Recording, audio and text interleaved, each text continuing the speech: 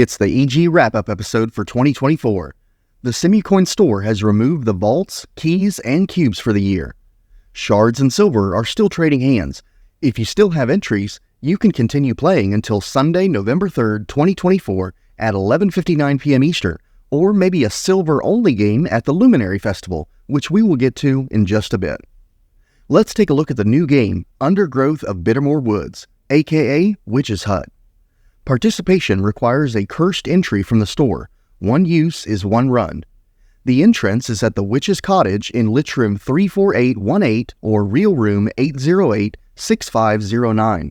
Get a cube in hand, then pay twice to be assigned one of 7 different tasks. You'll then want to go mouse hole to complete that task. Typing help inside the game will show you the details about all possible tasks and highlight your current one. To be considered complete, you must do the task 5 times for every 1 cube run, so if you need to paint gourds, paint 5 of them. If you're lighting torches, 5 of those are needed too, so on and so forth. You'll get round time moving from room to room in this game. The prizes for this activity are somewhat on par with the arena. You'll get 30 soul shards, experience, and a prize, usually fusion shaman tokens, green orbs, breakable items, or the new Lightweaver's Ocarina. The wiki shows this particular item has some features coming in 2025. We're not really sure what those might be yet, but it should be a use for those charges that you accumulate by completing tasks for the witch in her garden. The item will be bound to your character and needs to be worn around the neck to get 5 charges per task completion, similar to how you earn charges with the necrotic ring. This year, the Ocarina has several unique verbs with fancy messaging and the ability to play it like a regular instrument. It has an illusion feature with 7 different options that can be cycled through, which others will see when they look at you. The illusion feature does not use up charges. The experience you get from this non-combat activity is really good. I saturated quite easily in 2 runs.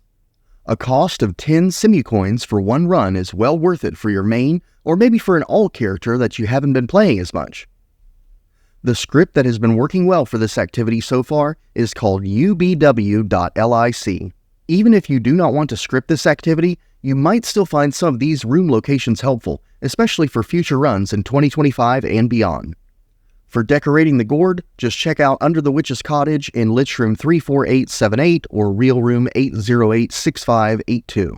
The deposit location is Lich Room 34875 or Real Room 808-6580. For the task Harvesting the Fiddleheads, your example fern locations will be at Lich Room 34932, 34926, and 34928, as well as the Real Room IDs starting with 808-6532, and the rest on screen. The Nymph location to turn in is in Lich Room 34890 or Real Room 808-6514. For Wards of the Old Ones, the Candle location is in the Witch's Garden Spore Scatter in Lich Room 34870 or Real Room 808-6512. And example torch locations would be Lich Room 34870, 34871, or Real Room IDs 808-6512 or 808-6530. For mulching the mushrooms, check out the Mulch Bag location at Lich Room 34877, Real Room 808-6583. Example mushroom locations would be Lich Room 34930 or Real Room ID 808-6534.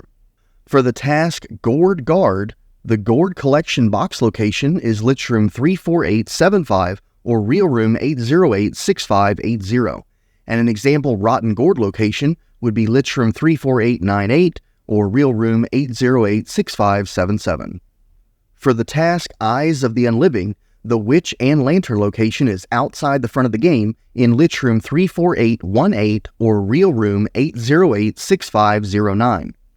The Spyglass location is inside the game in Lich Room 34869 or Real Room 808-6511.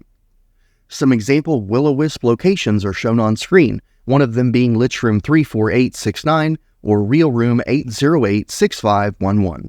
For the task Talos Tales, the Wax Cube location is in Lich Room 34879 or Real Room 808-6581, and a deposit location would be Lich Room 34870 in Real Room 808-6512. Moving on to Sonreeva, This is an escape puzzle, combat dungeon crawl style activity that in 2024 costs 1 cursed entry from the store. You can find the entrance in Lich Room 31715 or Real Room 8083347. From here, you'll want to go Mausoleum. From this room, when you use Pay with a cube in hand, you'll receive a message that the pricing model will be undergoing changes next year. This is most likely the last year it's going to cost stone cubes, and you'll receive soul shards as a reward for completing. Completing the dungeon also allows you to purchase an Urglaze thumb ring. Right now, you need 15,000 soul shards just to buy the reward at the end, and another 15,000 per upgrade. The ring provides a buff to your choice of AS, DS, CS, or TD. You'll decide what you want when you get the ring. Turn can activate the ability for 15 minutes, and there's a 25% chance per activation of doubling that boost, costing 1 spirit. The ring can be upgraded each year, and it started in 2022 and will be considered maxed out in 2026.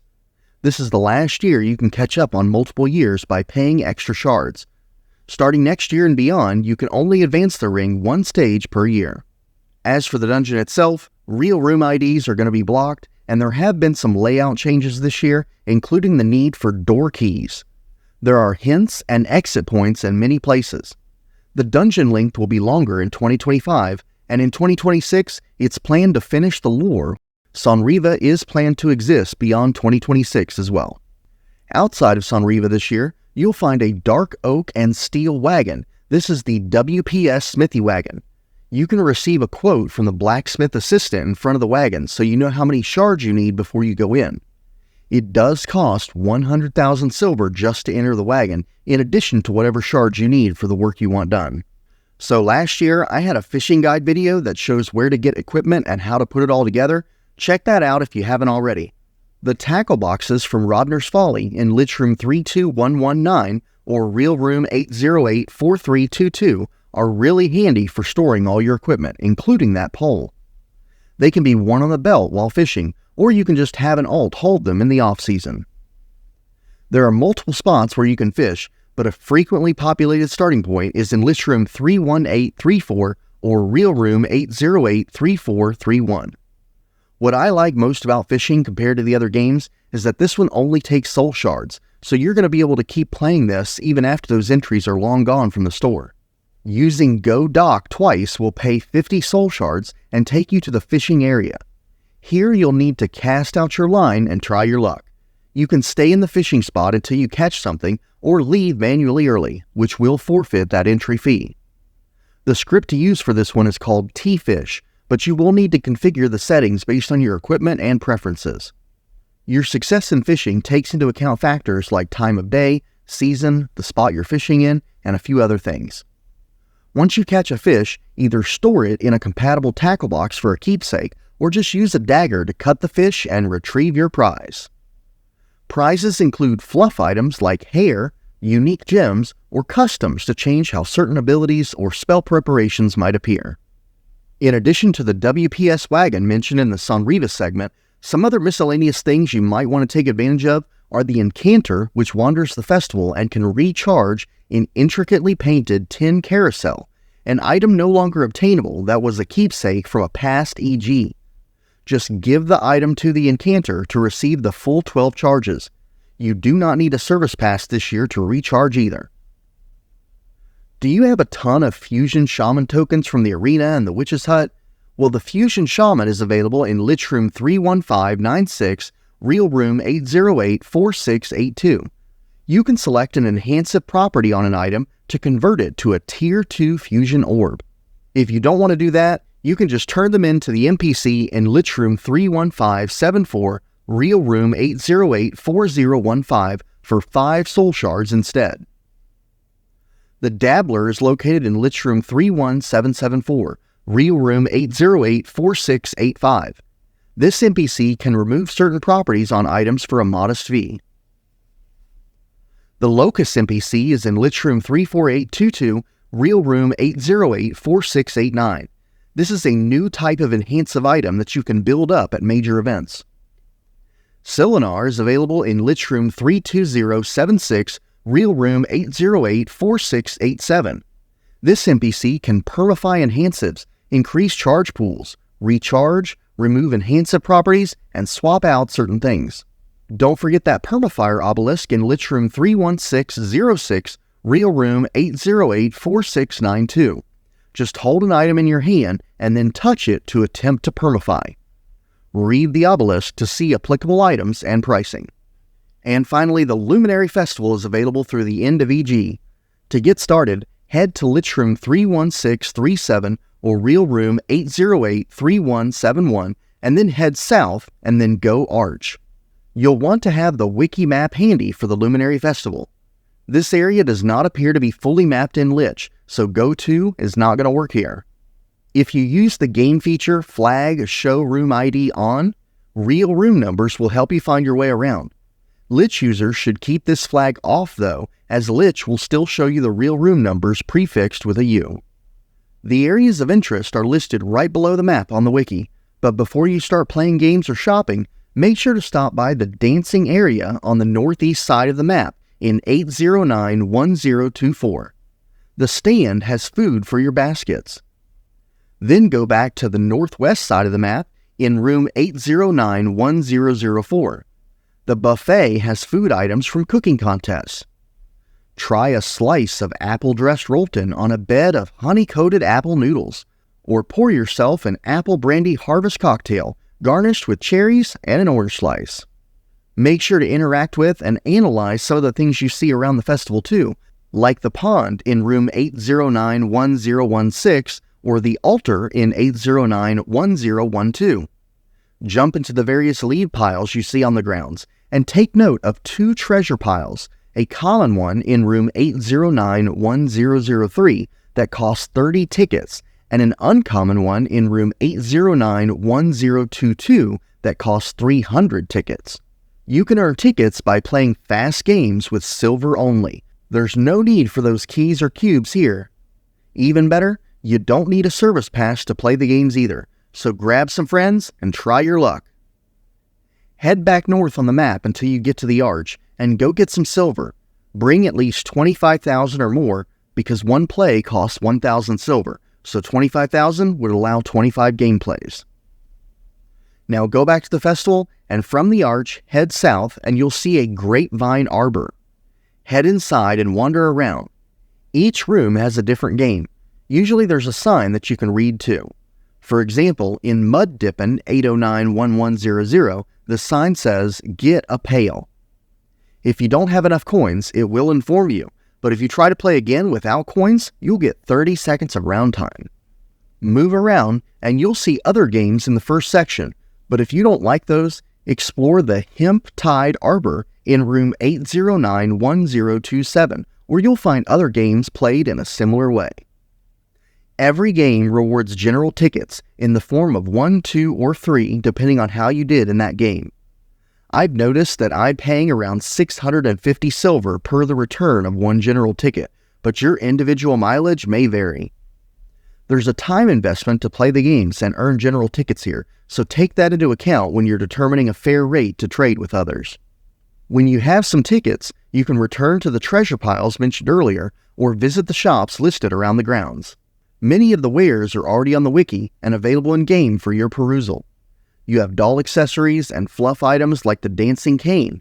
Get a lollipop for your basket, or check out some custom prep items for fireworks, resurrection messages, custom mana breads, stuffimals, cobbling materials, perfume, and an NPC that can even add long descriptions to your items. I just picked up a mana bread custom that's a miniature pure milk chocolate egg, and I am loving it. The feature change potions are temporary, one dose, and cannot be permified, so stock up if you like those. The perfumes can be permified. Here's a hot off the press item. The Korea Golem pet has been updated. This applies to you if you participated in the Build a Golem during the recent Duskroon. Golems now need a frame, which for anyone who previously completed one will default to metal until you update it. There's 2 different rooms for a heap and parts, one in the Graveyard Temporalis in Lich Room 31715 or Real Room 8083347 that takes soul shards, and Real Room 8091001 which is the room on the north side of the entrance to the Luminary Festival. If you have a chassis that is not completed, you'll now need to add a frame before you can do so. You can use flip with an incomplete chassis to determine left or right for arms or legs, but once your golem is complete, you'll be able to add parts to the golem itself. You'll use flip on the individual part to specify left or right for arms and legs. Some new parts are available that will cost 250 shards or tickets. This includes frames and all other parts to the golems. Worm has more announcements on the way regarding changing the size and noun, as well as more messaging to be added to the golem so it isn't so quiet. And you'll soon have more ways to interact with it too.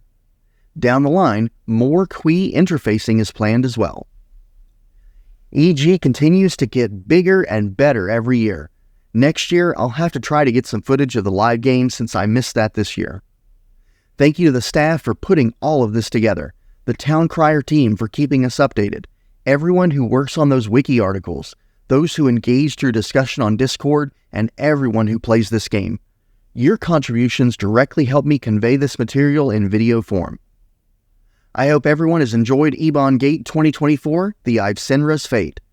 I have had a blast, and I've got a few more spell preps to get before the ground shut down on Sunday, November 3rd, 2024 at 11:59 p.m. Eastern. It's time to return to those hunting grounds that are probably brimming with treasure now that everyone's been away at the festival. With 2 months left in 2024, there's more GemStone IV content on deck. Thank you to my patrons, and thank you audience members. Please enjoy the rest of the event, and I'll see you in the next one.